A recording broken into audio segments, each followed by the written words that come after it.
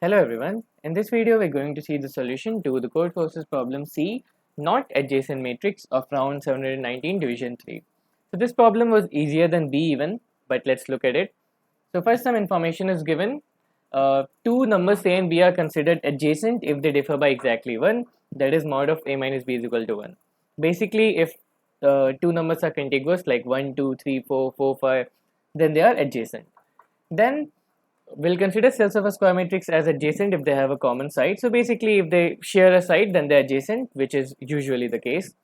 So what we have to do is we have to, for a given number n, construct a square matrix n cross n so that each integer from 1 to n square occurs in this matrix exactly once, and in two adjacent cells the number written must not be adjacent. Each such case we have to print -1 if matrix does not exist, and otherwise you have to print the matrix itself. Let's take a look at the test case.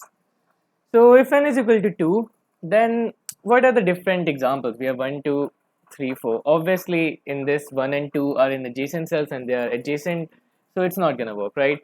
What are other ways there? We have 1, 3, 2, 4, 1, 4, 3, 2. Basically, you can figure out every possible case and you'll find that all the cells in this are adjacent.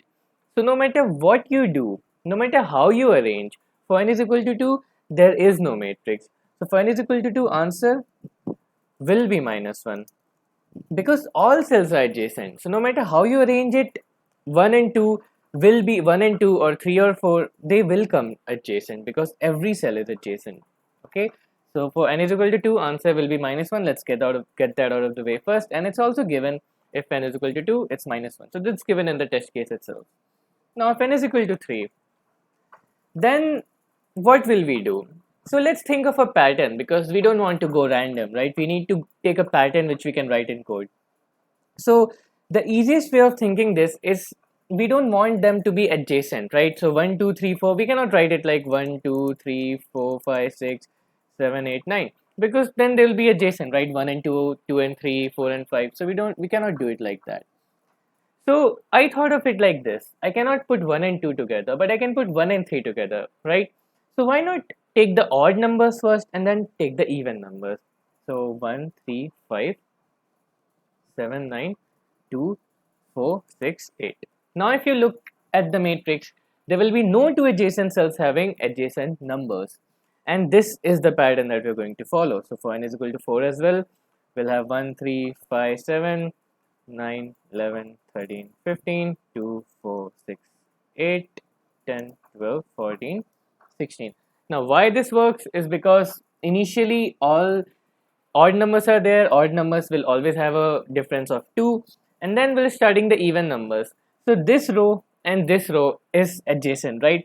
But the difference will be always greater than 1 because we have the last of odd digits and the first of even digits. So they will not be adjacent at any case. So that's it. That's all we're going to do. First, write the odd digits, then the even digits. So that's it. That's literally it. And if you want, just take a look at my code which got accepted.